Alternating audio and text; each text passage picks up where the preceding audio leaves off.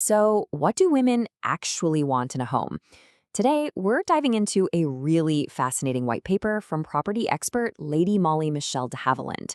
It totally exposes this massive blind spot in the housing industry, a huge disconnect between who buys the homes and, well, who designs them.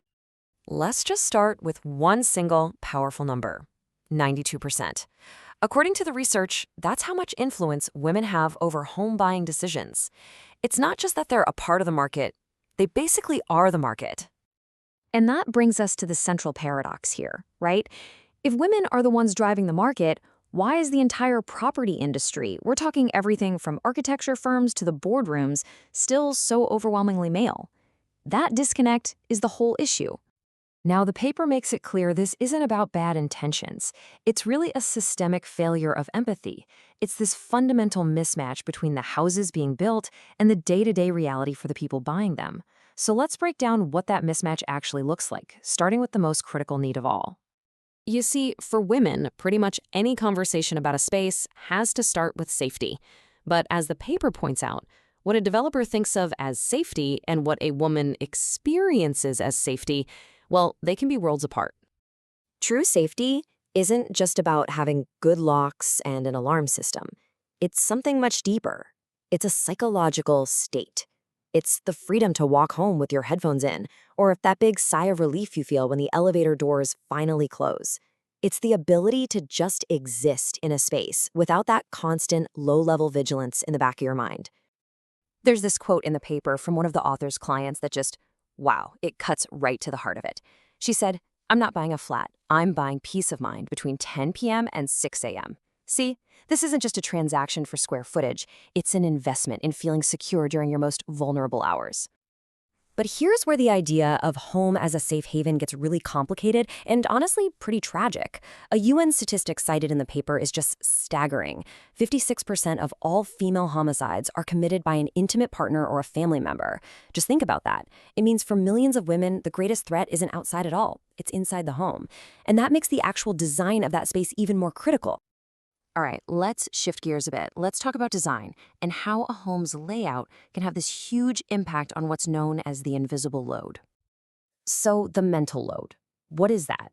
Well, you know that never-ending to-do list that's just constantly running in the back of your head? The groceries, the appointments, the bills. That's it. It's the nonstop project management of a household. And a badly designed home, it acts like a tax on that mental energy. Every tiny inconvenience, every illogical layout, it creates what the paper calls spatial friction, and it just drains your focus. This quote just perfectly separates that showroom appeal from what it's actually like to live somewhere long-term. Kitchens sell houses. Efficiency keeps them sold. It's so true, isn't it?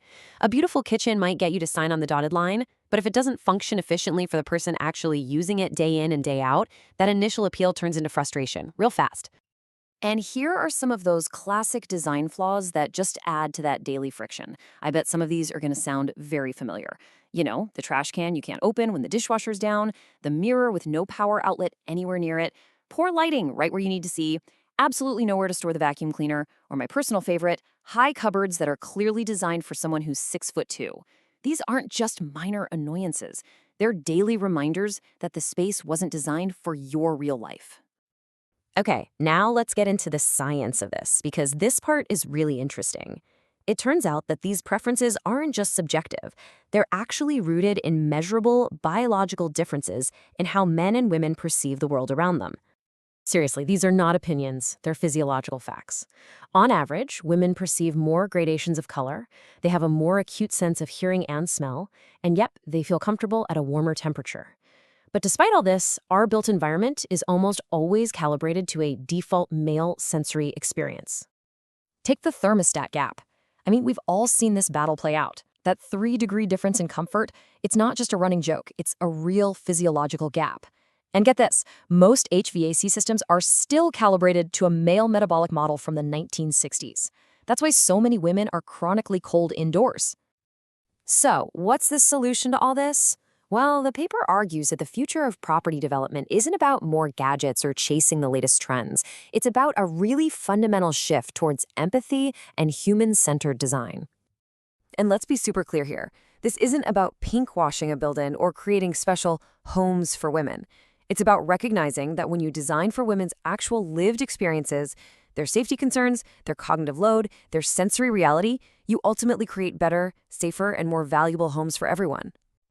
The paper lays out a new blueprint, and it's actually pretty simple. First, listen. Stop projecting how you think people live and start observing how they actually live. Second, design for real life. Prioritize daily flow and function over some fleeting trend. And third, prioritize well-being. We have to understand that true luxury isn't a marble countertop. It's the feeling of safety, calm, and comfort. Which really leaves us with one last question for you to think about for your own home. Does it work for you, or does it make you work? Does it feel like an ally that helps reduce your stress, or does it just feel like another project you have to manage? The answer to that question, I think, shows just how much work there is left to do.